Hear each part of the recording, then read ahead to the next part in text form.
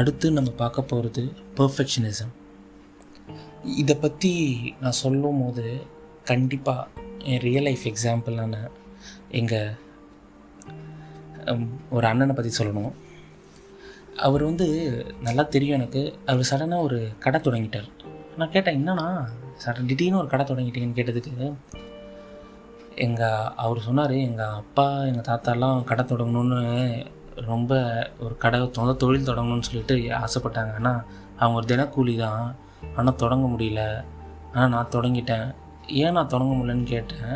அப்போ அவர் சொன்னார், இல்லைப்பா, நானும் கேட்டேன் எங்கள் அப்பா கிட்ட. அப்போ சொன்னார், இல்லைப்பா, அவருக்கு ஒரு கடை எப்படி தொடங்கினா அதுக்கு இந்த பொருள்லாம் எங்கே வாங்கணும், அந்த எப்படி சொல்கிறது, இந்த இந்த விற்பனை பண்ணுறது, அப்புறமா அந்த பொருளை வாங்கி ஸ்டாக் வைக்கிறது, இந்த சேல்ஸ் பண்ணுறது, லொக்கேஷன் கரெக்டாக இருக்குமா, வாங்கின ஸ்டாக் கரெக்டாக போகுமா, அது மாதிரி சின்ன சின்ன சின்ன எல்லா விஷயமே எனக்கு கரெக்டாக தெரியாது. அது எனக்கு கரெக்டாக சொல்லிக் கொடுத்ததுக்கும் ஆள் இல்லை. அது மாதிரி ஆட்களோட கூட எனக்கு பழகிறதுக்கு அந்த சூழ்நிலை எனக்கு அமையலை. அப்படி இப்படின்னு சொல்லிட்டு 1008 ரீசன் சொல்லிவிட்டு எல்லாமே கூடி வரணும்னு சொல்லி எங்கள் அப்பா அப்படி போயிட்டார். பட் நானும் அப்படி இருக்கக்கூடாதுன்னு சொல்லிட்டு தான் எனக்கு இதை பற்றி எதுவுமே தெரியலனா கூட நான் தொடங்கிட்டேன். எனக்கு இந்த லாஜிஸ்டிக்னால் என்னென்னு தெரியாது, ஒரு டீம் எப்படி வச்சு ஆளை வச்சு எப்படி மேனேஜ் பண்ணணும்னு எனக்கு தெரியாது, இந்த டேக்ஸ் எப்படி கட்டணும்னு எதுவுமே தெரியாது. பட் நான் தொடங்கிட்டேன்.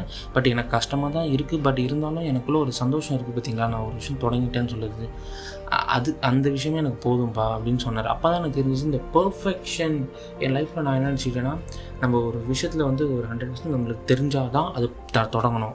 ஒரு விஷயம் தெரிஞ்சால் தான் நான் செய்யணும். அப்போ தான் என்னால் கண்டிப்பாக சக்சீட் பண்ண முடியும், என்னால் ஜெயிக்க முடியும். இது மாதிரி தான் ஃப்ராங்காக சொல்கிறேன். நம்மளை இப்படி தான் நினைக்கணும் அப்படின்னு தான் நம்மளுக்கு எல்லாருமே சொல்லியிருப்பாங்க. பட் ஆனால் ஃப்ராங்காக சொல்கிறேனே, அது ஒரு பெரிய மேட்ரே இல்லை. அதுதான் எல்லா விஷயம் நம்ம பக்காவாக இருக்கணும்னு நினச்சா அது கண்டிப்பாக முடியாது. ஏன்னா அதுக்கு ஒரு எண்டே இருக்காது. நீ அப்படியே தேடி போயிட்டே இருப்ப, எல்லா விஷயத்துலையும் பக்காவாக இருக்கணும்னு போய்கிட்டே இருப்பேன். நான் ஒரு விஷயம் பக்காவாக தான் தொடங்கணும் அப்படின்னு நினச்சா அந்த விஷயம் நீ உன் லைஃப் டைம் ஆகிடும். 100% பக்காவாக இருந்தால் அந்த விஷயம் தொடங்கிறதுக்கு. ஏன்னா நம்ம ப்ராக்டிக்கலாக பேசுவோம். அதுதான் நான் சொல்கிறேன். நம்ம இதெல்லாம் எதுக்குன்னா, நம்ம அந்த தோக்கிறத பார்த்து பயப்படுறோம்னு அர்த்தம். அதுதான் ஃபேக்ட். எனக்கு ப்ராப்ளமே இல்லை, அதுதான் ஃபேக்ட்டு. நீ தோற்று போ, பிரச்சனை இல்லை. தோக்குறியா, ப்ராப்ளம் இல்லை, திருப்பி ட்ரை பண்ணு. அதுதான் மேட்ரு. திருப்பி ட்ரை பண்ணணும். அதுலேருந்து என்ன கற்றுக்குற, கண்டிப்பாக சொல்கிறேன், ஒரு நாள் அந்த வின்னுன்னு சொல்லுவாங்களே, ஜெயிச்சிட்டோம், அதை சக்ஸஸை டேஸ்ட் பண்ணுவேன். எனக்கு இந்த ஒரு கோட் தான் நினைப்பு வரும். இந்த ஃபெயிலியர்னு சொல்லும் போதே, there is no such thing called failure, there is only feedback. எல்லாமே தோற்றா அது தோல்வின்னு எடுக்காமல் அது ஒரு ஃபீட்பேக்னு எடுத்துகிட்டு நம்ம போய்கிட்டே இருக்கணும். இந்த பர்ஃபெக்ஷன் இருக்குது பார்த்திங்கன்னா, அதை குப்பையில் போட்டுருங்க.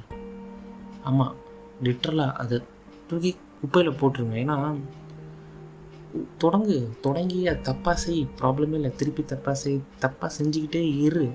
கண்டிப்பாக ஒரு தடவை நீ கரெக்டாக செய்வ, அது போதும். இந்த உலகம் அதுதான் நினைப்பு வச்சுக்கோ. தாமஸ் எடிசன் 1000 தடவை பல்பு தப்பாக தான் கண்டுபிடிச்சார். அதை தாண்டி செய்யும் போது தான், ஒரு தடவை கரெக்டாக கண்டுபிடிக்கும் போது தான் உலகம் ஃபுல்லாக அவருக்கு பேர் வந்துச்சு.